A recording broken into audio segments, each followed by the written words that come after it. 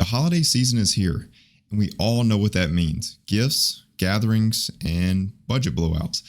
But what if this year could be different? Imagine celebrating the holidays without drowning in debt or suffering buyer's remorse.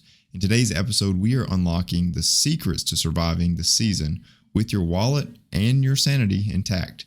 Stick around because these aren't your run-of-the-mill tips. Let's turn your financial stress into holiday success. Let's go. Welcome to the Financial Mirror. Where future success is reflected in our knowledge of fixing the one thing we can control, ourselves. Welcome to the Financial Mirror, and thanks for joining me today as we continue to work to improve the one thing that we can control, ourselves. Here at the Financial Mirror, it is not about the numbers and spreadsheets alone, but about transforming and educating you on money so that you can make smarter financial decisions. If this is the first time that you are tuning in, don't forget to like the video and subscribe on YouTube. And if you are on Rumble, don't forget to follow the channel. And on any podcast platform of your choice, don't forget to share and like the channel.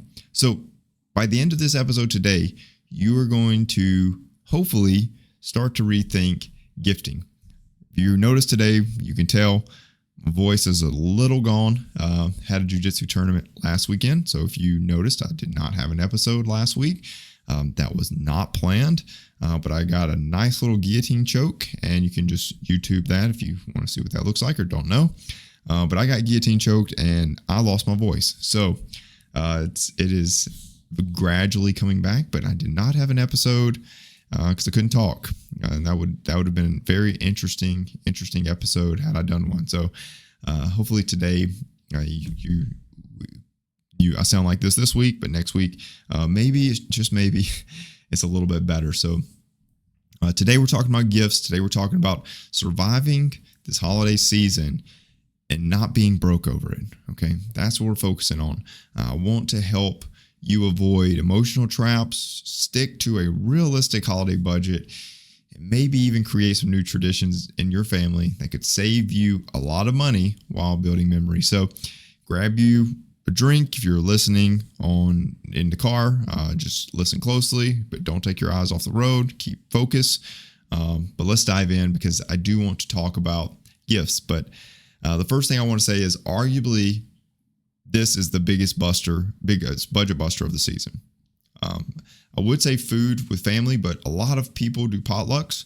So you maybe only pulling together 2 or 3 dishes.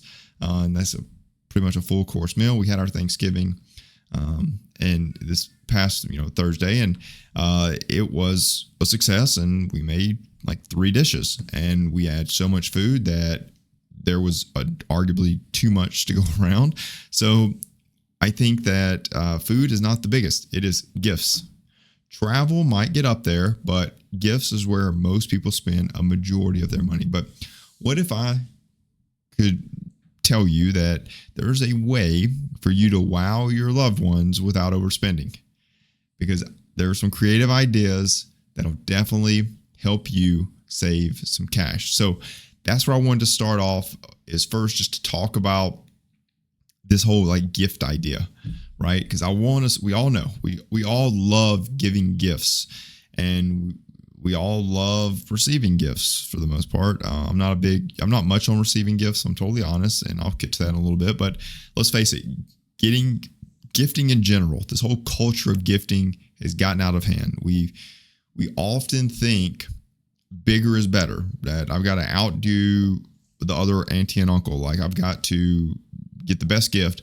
But what if the most meaningful gifts don't cost much at all? I want to go through a few of those real quick at the very beginning. And maybe, just maybe, if you're headed to the store right now to purchase your holiday shopping, that I can stop you in your tracks and give you some different ideas. So the first gifts that I want to talk about, and this is just kind of rethinking gift games, like rethinking how you approach gifts in general. So I want to give you just a few ideas, and maybe, just maybe, you use one of these and it saves you a little money. But the first one is this experience gift, this experiential gift, right? Like people kind of are getting past the idea of gadgets and trinkets and widgets and all those things. But what if you could give the gift of time, right? People love time. They do. And what if it was as simple as writing something on a sheet of paper? I'm telling you that I did this for my wife, and it was received well, right? Like, it was something that you do easily, and it doesn't cost anything. But you could do it in a magnitude of ways, and you could do it for your kids. You could do it for your spouse. You could do it for whomever. But it's creating this like experience and providing that to them whenever they so choose.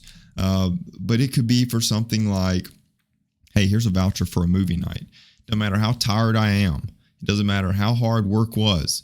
If you pull out the movie night voucher, my tail's in the seat and we're watching a movie, right? Or maybe you and the spouse, y'all switch off cooking dinner or something like that. Maybe you give a little coupon book of, hey, anytime you use one of these, I'm cooking dinner. No questions asked. You've got 5 of them, right? Between now and next Christmas, or 10 or whatever. But these are like good experience gifts. Like, what if someone's having a hard day and they can just go reach in that coupon book and be like, boom, here you go. You're cooking dinner tonight. Cool, right? You get to give a gift of time that's truly invaluable. The one I gave for my wife was like I'll do everything for a night pass, right? Like, start to finish, I'll do it all. Just tell me what you need done and I'll do it. But it can be anything. It can literally be anything, and you can use that coupon, right? And it doesn't cost you a dime. They're free. All you got to do is put in a little effort. But that's one thing you can do. Another thing you can do is group gifting. This is, instead of stretching your budget to buy individual gifts, kind of pull some resources together with friends and family for one meaningful gift, right? Like, so for your mom or something, go in with your siblings and say, hey, let's buy mom a spa day. Let's get dad some concert tickets. Like, let's just go together and let's just pool our money together and let's buy one gift. Just some group gifting. With me and my family, we buy all the kids gifts, but we don't buy adults gifts. Like, if you're an adult, go buy your own gift, right? Do it for the kids. Get the kids gifts, but all the adults, like, you got your own money, go buy your own gift, right? Like, go buy, if you want it, go buy it. But don't take it away from the kids, right? Like still get the kids gifts. So that's what we do. And I'm not saying that's what you have to do, but it's just an idea. And that's 2 easy things. And the third one's obviously like DIY gifts. If you're a really good, like, handy person, make some little gifts that don't cost anything but a little of your time to put them together. If you're very artsy and creative, make something artsy and creative that you can give as a gift. But those are just a few things that are super, super simple for you to provide a gift to your loved ones. But kind of like while we're talking about this, I do want to share something that it's something about like just gifting in general, but let's take a step back, because I told you I was going to talk a little bit about my take on gifts, but let's take a step back and talk about kind of the meaning of gifts in our society. Because if you've noticed, gifting has become much less about thoughtfulness and much more about like performance or theatrics, right? People will buy gifts just to see someone else's reaction and to get that like wow moment, like, oh my goodness, this is the most amazing gift ever. And that reaction is why that person got the gift. And if you ask long enough, you will probably realize that that's the truth, right? They want that wow moment. And honestly, it's more about their enjoyment than the person receiving the gift. And that's how we end up overspending, because we're trying to buy the best, the biggest, the most impressive gift to get the biggest wow. It's crazy, right? It's bananas. Like, it's truly bananas, but it's almost like turned into this competition where who can give the most flashiest and expensive gift? Who might have the best gift to look the best on their Instagram or their X or whatever? And it's actually not about gifting. It's not about anything that it was once supposed to be about. In fact, it almost feels insincere. It really does. It almost feels like an obligation rather than something that comes from the heart. And it's heartbreaking, right? Like, that's where we got to with gifts. Like, as a society, that's where we've got to in gifts. We were talking about this. Me and my brother-in-law were talking about it. He's the one that brought this up to me, but he talked about how like in Chinese culture, it's opening a gift in front of someone is considered rude. Why? Well, I pulled up this article to see what it said, and I don't know the legitimacy of it. It might just be a little thing, but he was talking about it, and there's plenty out there that talks about this, but traditional etiquette dictates that the recipient should wait until the giver has left before opening a gift. Why? Because the giver won't feel disappointed if the reaction to the gift's not positive as they hoped. Isn't that nuts? Because the value of the gift isn't in the reaction, it's in the intention behind it, right? The focus is on thoughtfulness, not performance, not theatrics, not the show. And I respect that. I really do. I really respect that. And it's made me really rethink and put a true label on why I've been like so anti-gift for so long now, is that it's become almost insincere when people are buying gifts. And this is my little rant. Sorry to be your Grinch, your Scrooge, whatever you want to call me. But if the choice was between someone going into debt, and this happens, this truly happens. If it was between someone going into debt or someone not buying me a gift, my answer is simple. Please don't buy me a gift. Please, I beg you. Let's bring sincerity back into gifting and make it about thoughtfulness, not obligation.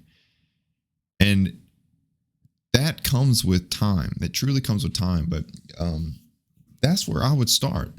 That's where I would truly start. And many people are overspending on gifts, and they can't afford it. They really can't.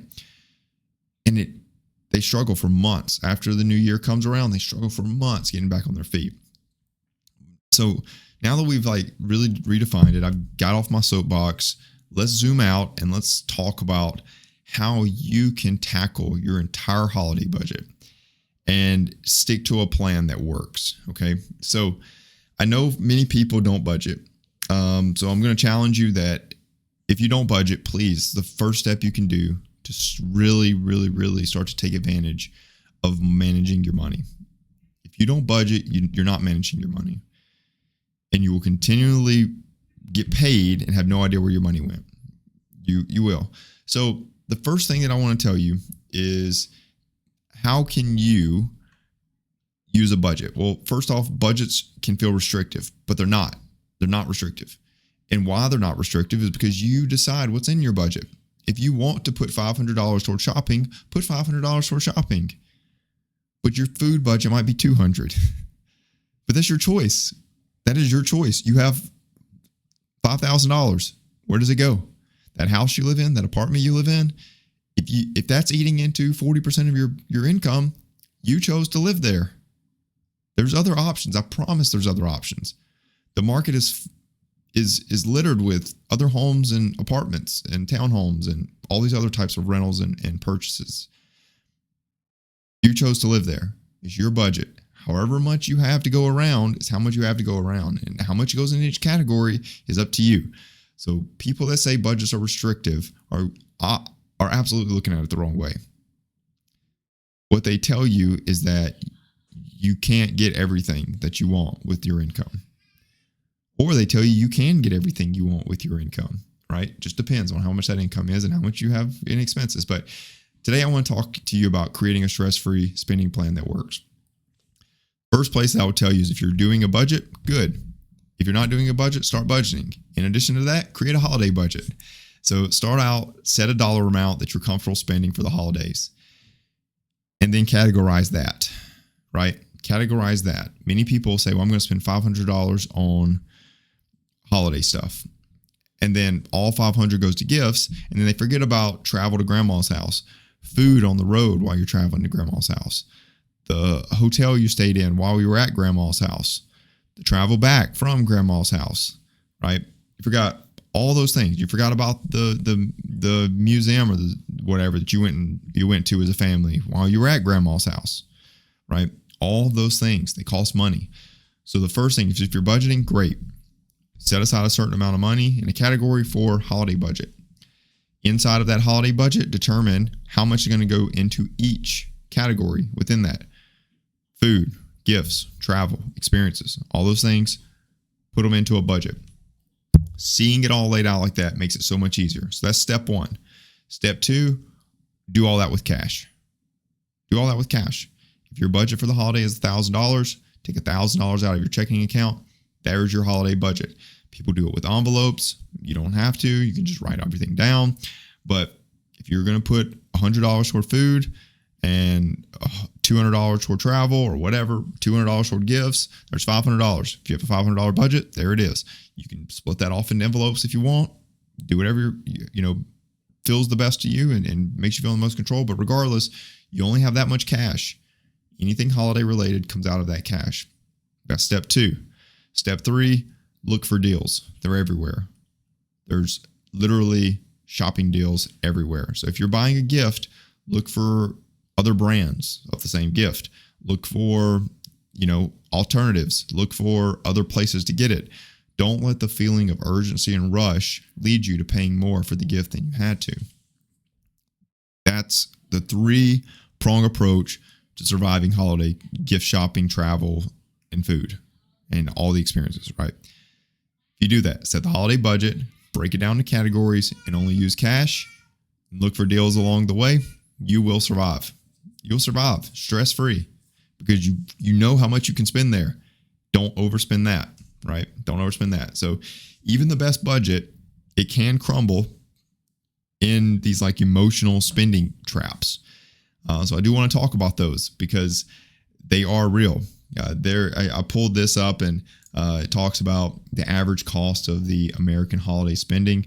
It's very interesting. It's very interesting because you can see how historical holiday sales continue to climb year over year. So this is back from 2003 till 2023. So in 20 years, like it's bananas. In 2024, where's my, how much do people spend? Average budget per person for 2024, $1,778. Wow. That's how much people plan to spend during the holiday season. And that's not for gifts only. I'm sure that that's for, travel and food and all those things for while they're gone, but almost $2,000 in holiday spending. That is bananas. That is bananas. Like people are just blowing money on holiday spending. So they're gonna try to get you. Companies out there are gonna try to get you. They're gonna be like, oh well, you need to buy this tonight. This deal ends tomorrow, or there's only 4 of these left. Like, come out and get your whatever, your gadget. But holidays are emotional, and retailers take advantage of that. They exploit it time and time again. But I do want to tell you that you've got to, if you're aware of what they're doing, you will begin to feel less guilty because you almost feel guilty. Like when a retail person comes up to you and they're trying to sell you on something and you're telling them no, and man, they got all these little pitches and you just keep telling them no. Like you start to feel guilty a little bit. Like I'm not gonna lie to you. I know how you feel, but you've got to avoid feeling guilty because let's be honest. They've got a lot of pressure on them to sell. They do. They've got a lot of pressure on them to sell. I pulled up 2 companies. I pulled up Target and Best Buy. Target and Best Buy, here are their income statements, but whether you know how to read these or not, it's beside the point. Here's what I want to show you. For Target, it looks like their average earned revenue every quarter is about $25,000. About $25,000, except when? January 31st, 2024, which is the quarter after holiday. How much is it? 31, right? 31,000 or 31 million, right? Bananas, right? And this is in thousands. All the numbers are in thousands, but I'm just gonna say 31 million for easy, right? So you see 25, 25, 24, 25. But what happens in January? What happens? About 6 million more in thousands, right? So in revenue, right? That's Target's. Look at Best Buy's. Best Buy sits at about 8 or 9. You got You've got 9, you've got 8, you've got 9. But what happens in January? The quarter after the holidays, 14, right? You see that? This is by quarter. All I'm saying is retailers make their money during the holidays. They do. And they are out to get you. They've got revenue targets to hit. Their whole year is based on that quarter. So you've got to not feel guilty. You've got to walk in there, buy what you need, and get out. Don't overspend. Avoid the overgifting out of guilt. Even if you feel like, oh, I could just buy them one more gift. Don't fall into that trap. Just get what you need and get out. That is the way to go. Because if you will not spend on tons and tons of things and fall into those emotional traps with those retailers, you will be on your way. So that's all. Like a couple little items I want to talk through. A couple of the other pieces, and I talked about this at the beginning and during the intro, but there's also an opportunity for you to start to pull together like new holiday traditions. And you can build these in such a way where they're not built around gifts, right? And it could be things, potluck gatherings, right? Instead of hosting like expensive dinners, do potlucks. Have everyone contribute. It's easier on your wallet and it's much less stressful. Rotate who's going to host, right? Whose house is it at every year? So maybe it's only at your house every 4 years. You're hosting every 4 years. That's one way. Another way that you can create some really just fun traditions is like white elephant type stuff.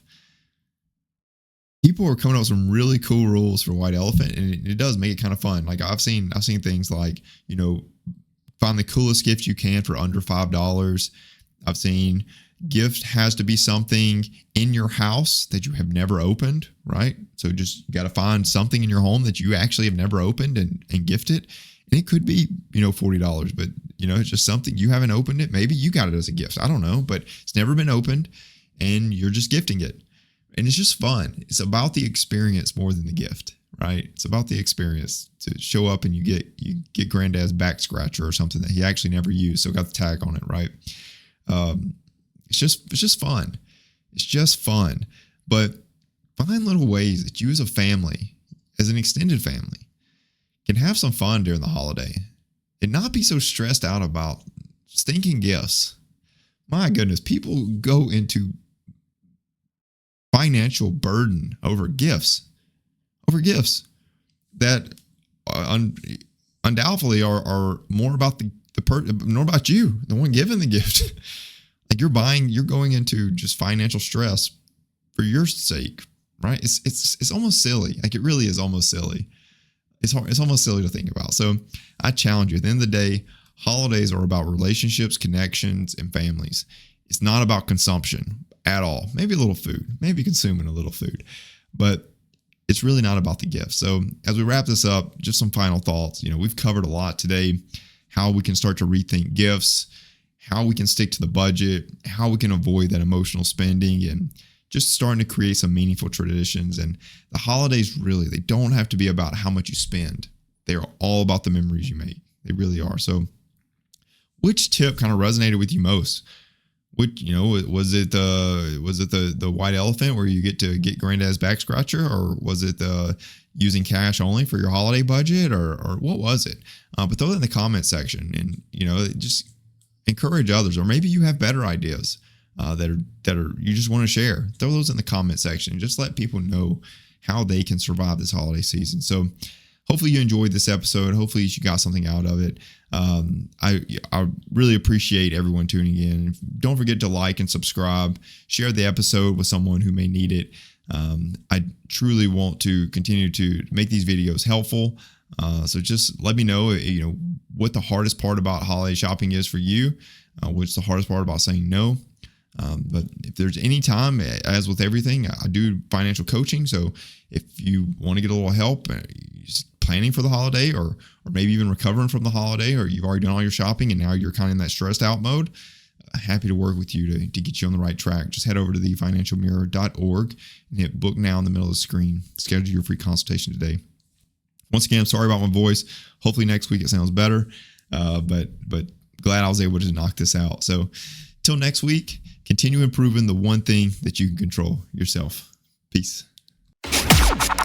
Well, that wraps up today's Financial Mirror. Join us next week as we continue to work on ourselves, change our mentality, and to commit to achieving the success we always envisioned. Regardless of your platform, help us grow as a community. Please like, subscribe, and share with the people in your lives.